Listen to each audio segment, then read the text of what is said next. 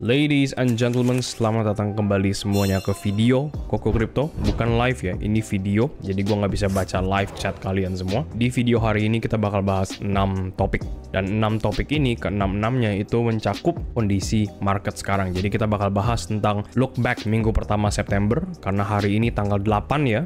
Jadi kita bakal lihat satu minggu terakhir ini, tanggal 1 sampai 7 September ini ya, itu bagaimana. Selain itu kita juga bakal bahas tentang Bitcoin. Berikutnya kita juga bakal bahas tentang altcoins dan meme coins yang sampai sekarang masih kuat-kuat aja meskipun baru dibanting sekitar 1 minggu yang lalu ya sama Bitcoin. Kita juga bakal bahas alt season lanjut apa enggak, resesi, dan yang terakhir tentang emas. Masuk dulu ke topik pertama yaitu look back 1 minggu terakhir. Kalau kita look back 1 minggu terakhir, kalau kita lihat minggu pertama September, jujur aja kacau ya. Bener-bener kacau. Dimana September itu baru mulai di tanggal 1 di sini ya, dan abis itu kita bikin uptrend kecil-kecilan sampai tanggal 2 sampai tanggal 3, turun drastis tanggal 4, naik tinggi di tanggal 5, turun lagi di tanggal 6, 7 naik sedikit, terus turun. Sekarang tanggal 8 saat semuanya baru balik lagi trading, itu baru kita lihat ada kenaikan dari BTC. Tapi kalau kita lihat secara menyeluruh, di bulan September, sejak close di bulan Agustus, baru nambah 2,97%. Masih terlalu early buat ngasih tahu kita kalau trennya bakal lanjut naik atau lanjut turun, tapi setidaknya kita udah punya tanda-tanda yang positif untuk Bitcoin. Dimana Bitcoin ini kemarin baru aja melewati downtrend, dan sekarang lagi bikin uptrend kecil-kecilan. Balik lagi ke sini, gue mau remind kalian aja, kalau September ini selalu dijadikan bulan tumbal untuk semua aset. Nggak hanya Bitcoin, nggak hanya Ethereum, tapi saham dan lain-lain. Ya, semua risky assets lah. Dimana kalau kita fokusin ke bull marketnya aja ya. Dan kita lihat baik-baik, tahun 2016 ada plus 6%, 2017 itu minus 7%, 2020 itu minus 7%, 2021 itu minus 7%, 2024 plus 7%, sama yang sekarang masih jalan ya. Ini kita masih belum bisa tarik close-nya. Tapi kalau kita lihat aja deh, dari dua ini, dan dari dua ini, atau dari satu ini ya, itu performanya udah langsung kita bisa tarik ya. Yaitu performanya cuma plus atau minus sekitar 7%-an. Baik itu plus di sini, baik itu minus. Tapi kebanyakan minus daripada plus ya. Dengan kayak gitu, kita bisa langsung punya gambaran kalau September ini, masuk September, itu kita udah punya gambaran kalau biasanya Bitcoin itu bakal bergerak plus 7% ke atas, atau plus 7% atau minus ya, minus 7% ke bawah. Jadi kita punya range sekarang.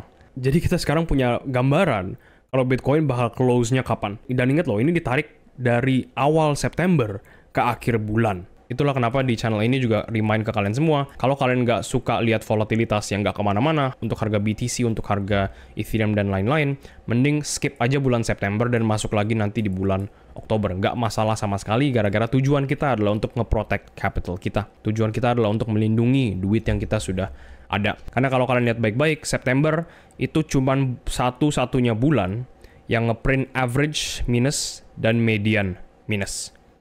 Di bulan-bulan lain, itu selalu kita lihat plus dan minus, plus dan minus, plus dan minus. Nggak pernah ada dua minus dan minus. Artinya itu udah bulan yang sangat-sangat jelek ya. Tapi dibandingin sama bulan Oktober, kita lihat di bulan Oktober aja ya, selama history, itu selalu ngeprint plus dan plus. Dan plusnya itu gede banget. Plus 20%, plus 20%. Malah untuk average dan median ya, ini tuh angka yang paling besar di seluruh bulan. Cuman dikalahkan oleh bulan November, yaitu average-nya plus 46%. Jadi makanya kita sering bilang kalau bulan September itu bagaimanapun close positif, bagaimanapun close negatif, kita nggak peduli. Kita cuma peduli setelah close September, bisa nggak kita masuk posisi biar kita dapat movement yang lebih yakin. Kita juga lihat saat pertengahan sampai akhir Agustus pun, belum masuk September pun, large holders itu nge-offload dengan total sekarang ya 115.000 Bitcoin dalam 30 hari. Ya 30 hari ke belakang maksudnya. Biggest since 2022. Jadi kita udah lihat juga kalau whales itu udah mulai selling. Ini informasi yang kita udah bahas berkali-kali di live. Yaitu whales yang megang 1.000 sampai 10.000 BTC yang mereka beli di awal tahun kemarin ataupun bear market cycle sebelumnya, itu mereka sekarang lagi merealisasikan profits. Jadi pasti ada stigma negatif ya kalau whales, kalau orang-orang yang udah kaya itu cashing out dari BTC posisinya mereka. Dan retail pasti langsung mikir apakah ini sesuatu yang negatif gara-gara kalau big players aja udah mulai jualan, apakah ini saatnya udah ngetop dan lain-lain. Tapi menurut gua ini tuh sesuatu yang sangat-sangat normal. Masukin perspektif ya, kalau 115.000 BTC dalam 30 hari itu nggak banyak. Kalau ditarik per harinya itu average volume. Jadi nggak ada masalah sama sekali kalau mereka mau jualan. Kebetulan headline-nya itu yang bikin retail fear. Sekarang kita masuk ke topik nomor 2, yaitu BTC. Tadi gue udah singgung sedikit tentang Bitcoin. Kalau sejak Bitcoin ini masuk ke bulan September, ini langsung berubah trennya dari downtrend terus. Sekarang jadi uptrend, meskipun masih kecil banget dengan higher lows ya. Higher highs, habis itu langsung breakdown ke bawah. Tapi higher lows yang ngasih tahu kita kalau ini sebuah... Gue juga ngasih tahu kalian di live-live sebelumnya, kalau kita sebenarnya punya 2 target untuk Bitcoin. Nomor 1 adalah target 112.000 yang sampai sekarang dengan kekecewaan gue yang paling tinggi tidak ditembus. Yang kita mau lihat adalah satu daily candle di atas 112 ini untuk merubah tren yang tadi masih downtrend ke uptrend. Ya, tapi sayangnya udah 2 kali, bahkan ini yang ketiga kali ya, lagi jalan, dan sampai sekarang masih belum ada konfirmasi kalau BTC bakal makin naik ke atas. Target kedua ini sebenarnya lanjutan dari target pertama kalau di hit.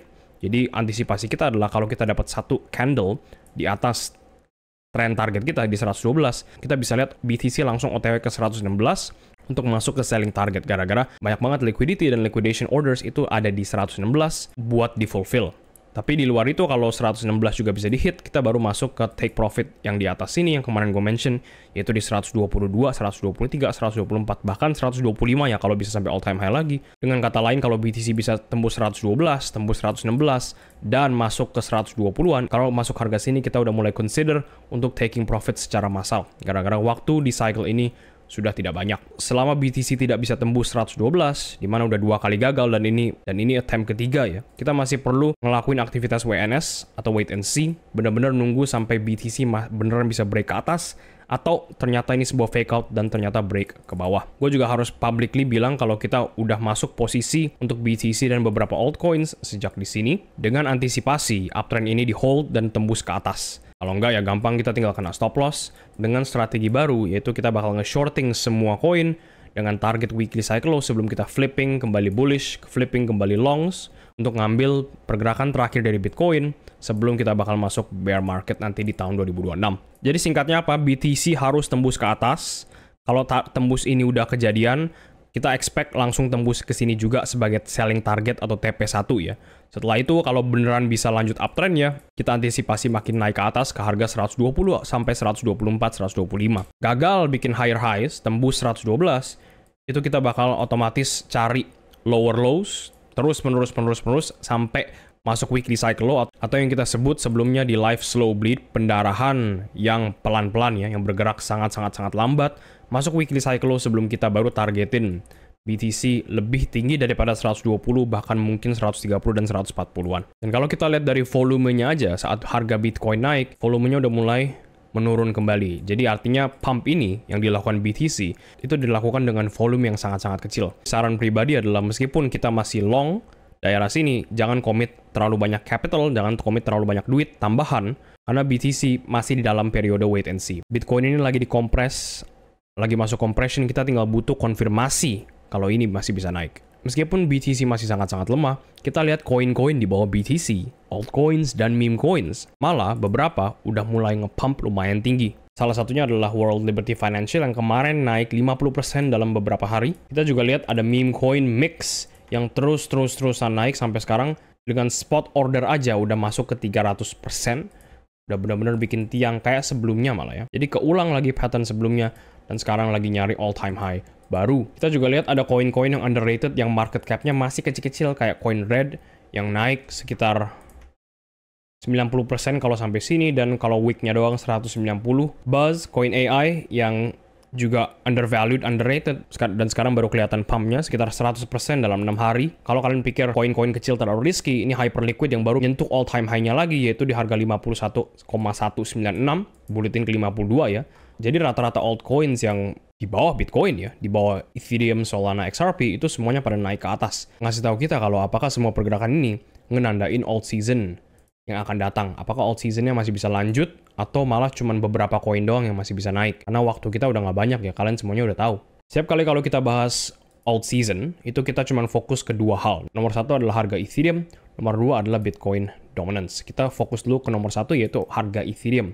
Kenapa kita harus fokus ke harga Ethereum? Gara-gara Ethereum lah yang bakal mendorong alt season kalau ada. Karena kita tidak pernah lihat alt season tanpa Ethereum naik. Ethereum ini harus bergerak duluan sebelum yang lain juga ikut bergerak. Jadi kita masih ngebetting untuk Ethereum makin naik ke atas, tapi apa yang kita lihat di chart sekarang, Ethereum ini udah masuk harga yang benar-benar lemah, ya baru nge-break uptrend di skala biasa ya, skala linear, bukan logarithmic, dan sekarang lagi bergerak sideways. Malah kalau gue kecilin aja biar kita bisa lihat. Kalau gue bisa tarik pattern, kita ada descending wedge tapi dengan sudut yang sangat-sangat tumpul. Apalagi kita juga lihat wick untuk Ethereum ini pernah nyentuh ke bawah sini, balik lagi ke support makro untuk Ethereum sebelumnya, resistance sebelumnya, sekarang jadi support, dan dengan volume yang semakin lama semakin turun ya. Jadi singkat cerita, Ethereum ini masih sangat-sangat lemah, dan belum bisa dikatakan Ethereum bakal melanjutkan alt season ya. Tapi meskipun Ethereum masih sangat-sangat lemah, karena BTC juga ikut lemah, kita lihat Bitcoin dominance itu malah turun. Sempat naik dari tanggal 24, bikin higher low, tapi Bitcoin dominance ini masih ngikutin downtrend kita, dengan ekspektasi kalau udah nyentuh di atas ini, bakal balik lagi turun ke bawah. Ya, dengan target Bitcoin dominance berikutnya di 56,92%. Sebenarnya kita cuma butuh satu kunci dari crypto market ini kalau semuanya pengen naik ke atas, yaitu volume. Selama ini kita nggak hanya lihat di Bitcoin, tapi di Ethereum juga, kalau semuanya melemah, gara-gara volumenya tuh nggak ada. Gara-gara orang yang mau nge-commit buy orders, itu udah hilang. Itu udah nggak ada. Dan gue percaya banget setelah kita udah melewati masa-masa tanpa volume ini, dan saat buyers sudah mulai balik, dan Wall Street udah mulai balik, harga dari Ethereum ataupun Bitcoin ataupun apapun lah ya, bakal langsung nge-skyrocket naik ke atas. Malah yang kita targetin untuk Ethereum, itu 6.500 sebagai take profit 2, dan $8.000 sebagai take profit 3 sekaligus all time highs. Jadi kita masih menunggu ya untuk market ngasih kita 1, 2, ataupun 3 candle hijau besar untuk membalikan momentum dari yang tadinya pelan-pelan makin turun ke reversal makin naik ke atas. Dan itu berlaku untuk Ethereum, BTC, Solana, dan XRP. Semua koin ini punya volume yang sangat-sangat rendah. Komitmen semua aset ini untuk lihat harga yang lebih tinggi itu udah mulai berkurang ya, berkurang secara drastis. Meskipun begitu kita lihat charts kayak Cardano, kayak Chainlink, kayak H-bar. Semua charts ini tuh sangat-sangat strong, antara disupport oleh trendline atau disupport oleh harga. Jadi sebenarnya agak mengecewakan ya, karena beberapa koin-koin dari full list ini, misalkan ini Litecoin, masih bikin uptrend tuh. Ini Arbitrum, ini juga bikin uptrend. Rata-rata semua ini tuh lagi bikin uptrend atau lagi disupport oleh harga. Tapi masalahnya, karena market mover yang paling besar nggak gerak sampai sekarang, dan altcoin market mover itu nggak bergerak sampai sekarang, semuanya tidak bergerak, karena mereka semua altcoins ini masih nungguin mereka berdua. Ya, dan itulah realita alt season. Kita butuh Ethereum naik, kita butuh BTC naik, baru kita lihat seluruh portofolio kita jadi hijau. Next, kita bakal bahas tentang resesi. Ya, kalau kalian belum nonton live terakhir, gue anjurin banget kalian semua nonton live ini setelah video ini. Gara-gara untuk pertama kali sejak gue bikin channel ini ya, gue shock. Ini data yang dikeluarkan yang bikin gue shock. Di mana non-farm employment change itu harusnya forecasted diproyeksikan 75.000, keluarnya cuma 22.000 aja. Kalau kalian nonton ini, gue sangat-sangat shock saat ini keluar.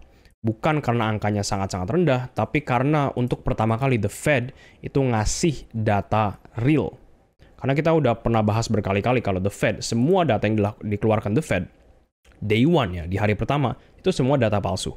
Mereka punya hak untuk merevisikan, dan mereka sejak awal cycle ini, malah dari cycle kemarin juga, itu sering banget merevisikan data ke bawah. Malah revisi datanya tuh parah banget guys kalau kita lihat di balik layar ya. Di bulan Mei aja deh. Bulan Mei, originally yang dipublish dari The Fed, yang dikeluarkan dari The Fed, itu Amerika menambahkan 144.000 lapangan pekerjaan. Tapi saat direvisi, mereka cuman bilang, The Fed cuman bilang kalau Amerika ini sebenarnya cuma menambahkan 19.000 aja.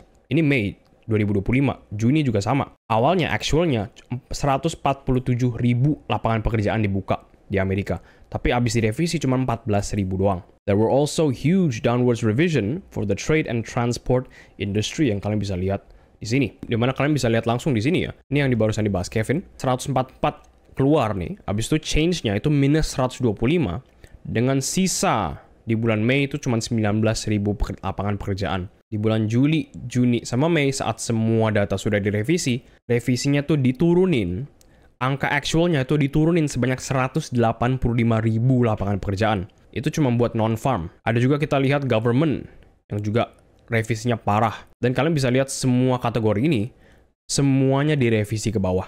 Jadi selama ini, The Fed itu ngasih kita semua data palsu, data actual palsu, dengan revisi yang nanti bakal mereka lakukan, rentan semuanya turun. Ada yang naik nggak? Ada nih satu nih, 7. Ada yang 67 juga nih, education plus health. Tapi sisanya semuanya turun semua. Terus kalian nanya ke gua, kok mereka berani-berani sih ngasih data palsu, berani-berani membohongi masyarakat Amerika secara menyeluruh? Jawabannya cuma satu. Karena kalau The Fed beneran ngasih data ini sebagai actual, masyarakat Amerika bakal tahu kalau makroekonomi Amerika itu sebenarnya jelek dan nggak bagus. Atau dengan kata kasarnya adalah The Fed nggak mau masyarakat mikir kalau Amerika ini lagi OTW masuk resesi. Makanya mereka ngasih actual yang terus baik. Itulah kenapa gue kemarin shock, karena ini adalah data pertama yang kita sebut real. Nggak usah ngomongin masyarakat atau The Fed deh, kita juga lihat company-company di Amerika itu udah mulai bangkrut. US corporate bankruptcies are at recession levels. Perusahaan-perusahaan yang dibikin tahun-tahun kemarin itu mulai bangkrut semua di tahun 2025. Dengan kenaikan bankruptcies itu mulai sejak awal cycle ini tahun 2022, 2023, 2024. Kalian bisa lihat ya, ini 2021 saat semuanya masih di rumah. US large bankruptcies hits 446 year to date, the most since 2010. A year after the financial crisis. Ini Amerika ini lagi melewati gelombang bangkrut ya.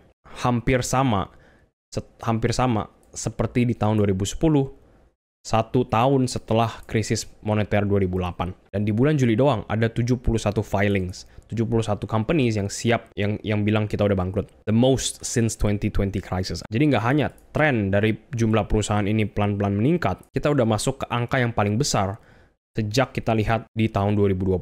Angkanya sama seperti yang kita lihat di tahun 2020. Saat semuanya hancur, saat ada resesi, saat ada krisis. Apalagi kalau kita lihat di balik semua price action Bitcoin dan crypto, kita mampir ke pasar saham, hedge funds udah masuk shorting dengan jumlah all time highs. Ya, ini tahun 2016, 17, 18, 19, 20, 21, 22, 23, 24, 25. Dan hedge fund di Amerika, hedge funds ya, plural, di Amerika, itu udah convince kalau abis ini saham bakal turun drastis. Total futuresnya masuk 180 miliar dolar, all time high. Ya, jadi serem banget kalau kita lihat di luar kripto ya. Banyak banget orang-orang yang nge-manage duit, yang ngerti markets, yang jadi market maker, nge-price in kalau resesi bakal datang atau penurunan harga dari saham. Dan ujung-ujungnya ya, kalau saham turun, kita tahu Bitcoin bakal kemana. Meskipun begitu, kita ada bullish news sedikit ya. Dari tadi negatif terus, dari tadi vibesnya sedih terus ya. Kita ada bullish news dari FOMC. Kalau dalam 9 hari, kita bakal lihat rate cuts. Ini udah fix bakal kejadian ya. Jadi pertanyaannya bukan kita bakal lihat rate cuts nggak sih? Pertanyaan sekarang adalah kita bakal lihat rate cuts-nya jumlahnya berapa? Bakal berapa basis point? Ya, dengan 90% investors masih nge-price in cuma 25 basis point rate cuts. 10% dari investor nge-price in 50 basis point rate cuts. Jadi bagus ya. Kita lihat certainty in the market udah mulai jelas, setidaknya buat rate cuts. Dan gue harus ingetin kalian semua, kalau rate cuts itu short term bullish, tapi long term bearish. Terakhir, gue mau bahas sedikit tentang emas, gara-gara emas itu makin tinggi, dan makin tinggi ya pergerakannya. Dan gue mau kasih tahu kalian kenapa opportunity untuk masuk ke emas itu sudah mulai menghilang. Untuk harga emas sekarang itu masuk all time high lagi ya. Udah all time high di sini, dan sekarang bikin all time high baru lagi di harga 3.615. Tapi enaknya buat kita adalah emas itu lagi masuk ke daily cycle low. Jadi bentar lagi kita antisipasi emas untuk kita konfirmasi daily cycle low-nya sebelum kita lihat target emas berikutnya di $4.000 dan 5.000 kalau seandainya 4.000 bisa ditembus. Ya, dan daily cycle low-nya itu selalu akurat untuk emas kayak sebelumnya, terus ke belakang tanpa ada keterkecualian. Jadi enak banget sebenarnya kalau kita bisa trading emas, dan rasa gue untuk emas at least ya, ini adalah dump terakhir sebelum kita bakal masuk ke parabolic movement dari pergerakan harga emas. Jadi sekali kalian ketinggalan daily cycle low ini, kayaknya udah nggak bakal balik lagi ke harga sini dan bakal langsung bergerak ke $4.000 kayak sebelumnya, bergerak sangat tinggi ya. Terus-terusan kita lihat di tahun ini aja emas tuh bergerak vertikal ke atas. Karena gabungan antara uncertainty, makroekonomi, dan FUD dari markets untuk risky assets. Emas jadi unggulan gara-gara ini sebagai safe haven saat orang-orang udah nggak mau invest aset-aset yang di sini. Paling segitu aja untuk video ini. Jangan lupa klik like dan subscribe biar nggak ketinggalan konten berikutnya. Semoga kalian belajar sesuatu dari video ini. Gue Koko Crypto, and I will see you guys next time.